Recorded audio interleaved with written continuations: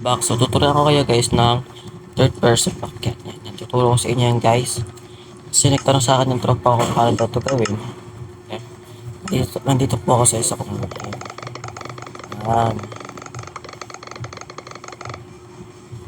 Ayan po no. So, tara. Simulan na natin to no. Simulan na natin to. Let's go. Unang-una dapat meron kang gantong apps. Keymapper. So kung wala kayong Keymapper, punta lang kayo sa Play Store, then i-download nyo na lang. Then hanapin nyo tong gantong logo. Tak, i-clear data ko lang siya guys para maano nyo.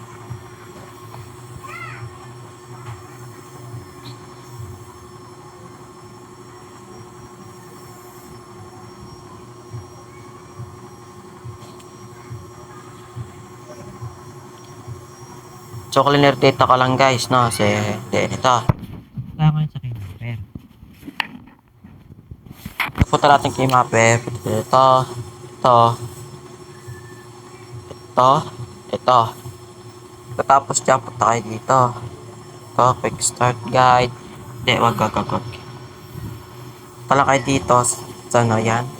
Then, magano kayo ngayon dito ng add action. Magharap kayo ng add action. Then, punta kayo dito sa impact code.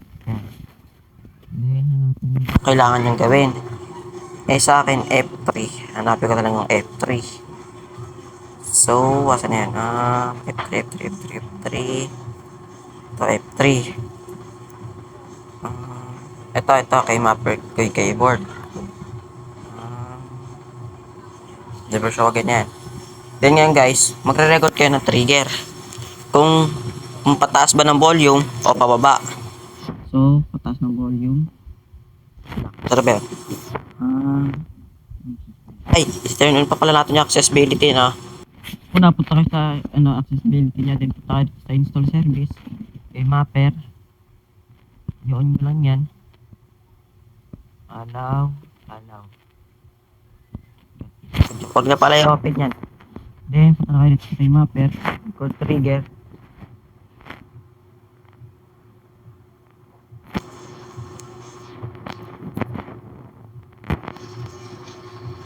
Wow!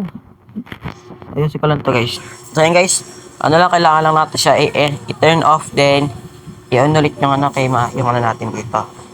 Ito, kapag na-open nyo to, punta ulit kayo sa Keymapper. Pagkapunta nyo sa Keymapper, pag na-record trigger nyo, may lalabas doon na restart. Pindutin nyo lang tong, ito, i-off nyo lang siya, then i-on nyo ulit. Yun, ganun lang yun. Then, ayan na, fix. Then, nasa na yan? Keymapper. Yan. Save. Then yan. Ganun lang yun guys. This sa F3. Ganito lang din sa F3. Add action. F3. Then record trigger. Pababa. Ball down sa akin guys. Ball down. Para medyo okay siya. Diba? Then save. Ito may nakalabas. May nakalagay dyan. Save yan. Okay na yun guys.